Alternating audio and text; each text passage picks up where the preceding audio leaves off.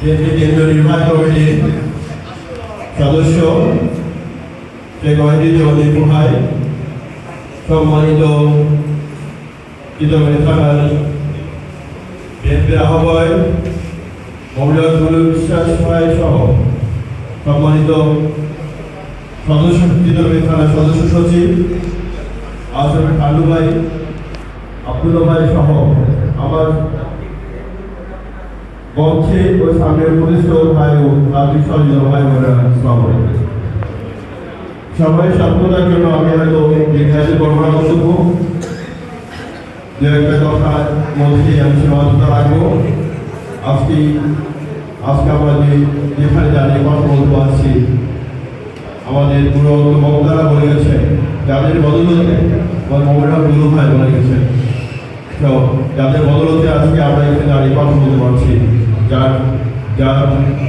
যার জন্য বা যাদের কারণে সেই শহীদ প্রেসিডেন্ট জিয়াউর রহমানের আজকে স্বাধীনতা আমরা গর্বিত, সারা বাংলাদেশ গর্বিত তার জন্য।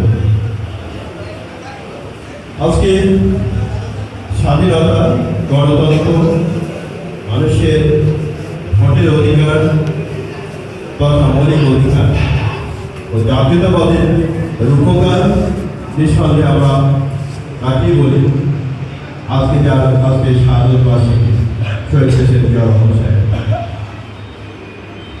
উনি গণতন্ত্র প্রতিষ্ঠা ও সার্বভৌমত্ব রক্ষার জন্য তাকে জীবন দিতে হয়েছে।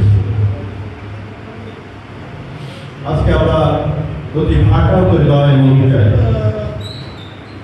কি বিবেকহীন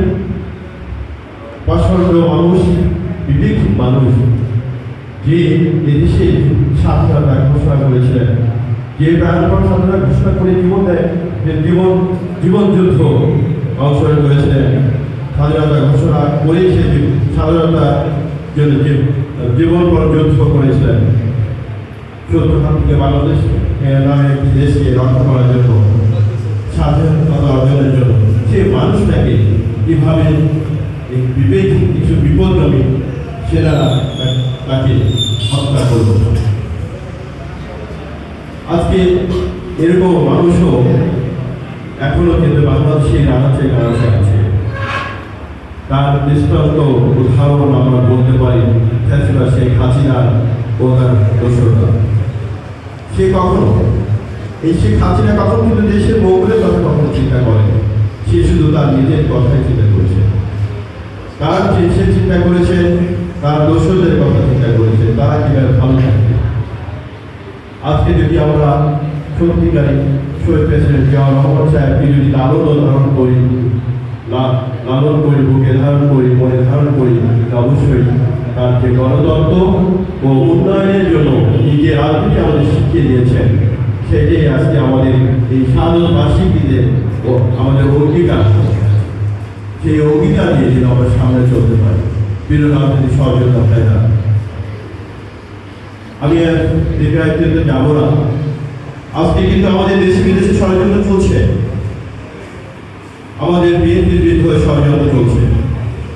তা না হলে আজকে দেখেন 10টা মাস হয়ে গেল, সংস্কারের নামে কোন সংস্কারই সরকার করতে ব্যর্থ হয়েছে।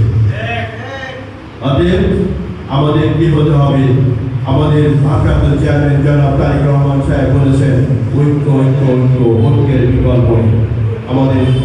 আমাদের রাজনীতি সহযোগিতা ভাই বোনদের আমাদের সাধারণ মানুষের কাছে যেতে হবে, ভোটারদের কাছে যেতে হবে, তাদের পালস বলতে হবে, তাদের কি অনুভূতি কি চায়, তাদের নিয়ে আমাদের ভোটের অধিকার প্রতিষ্ঠা করতে হবে, আমাদের গণতন্ত্র ফিরে আনতে হবে। আজকে আমরা যদি তাকাই, আজকে আমার দেখেন আজকে দেশের অর্থনীতি আজকে শেষ হয়ে গেছে, আজকে দেশের অর্থনীতি ভঙ্গ হয়ে গেছে, মিল কারখানা বন্ধ হয়ে গেছে।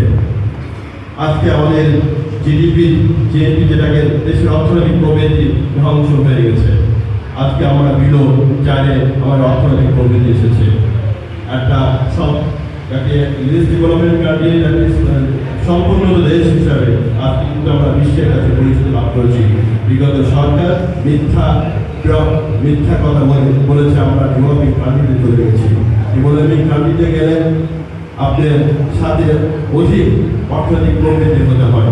কিন্তু আজকে ওই মিথ্যা করা গেলে সুন্দর যাবে আমার দেশ আজকে আন্দোলন খাচ্ছে, সেখান থেকে উত্তরণ একটাই পথ, বাংলাদেশ জাতীয়তাবাদী ক্ষমতায় এনে আমাদের অর্থনৈতিক প্রবৃদ্ধি বাড়াতে হবে।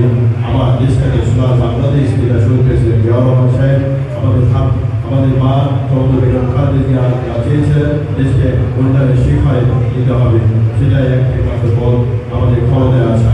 ক্ষমতা আসতে গেলে অবশ্যই একটি সুস্থ নির্বাচনের মাধ্যমে বিএনপিকে ক্ষমতা আসতে হবে, জনগণের ব্যান্ডেড নিয়ে আসতে হবে।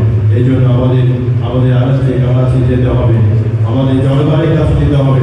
আপনারা মনে রাখবেন, আপনারা আমাদের রাজনৈতিক সহযোদ্ধা, আপনার প্রত্যেকটাই কিন্তু একজন অ্যাম্বাসেডর হিসেবে আপনাদের কাজ করতে হবে, রাষ্ট্রদূতের ভূমিকা পালন করতে হবে। আমি আর দীর্ঘায়িত করবো না, আমার চৌধুরী বড় ভাই অধিক ভাই প্রধান অতিথি হিসেবে আপনাদের সামনে মূল্যবান বক্তব্য থাকবেন এবং আমাদের দিক নির্দেশনামূলক বক্তব্য দিয়ে আমাদের যাতে আমরা সামনে থেকে পথ চলতে পারি। ধন্যবাদ সবাইকে। আসসালামু আলাইকুম। বাংলাদেশ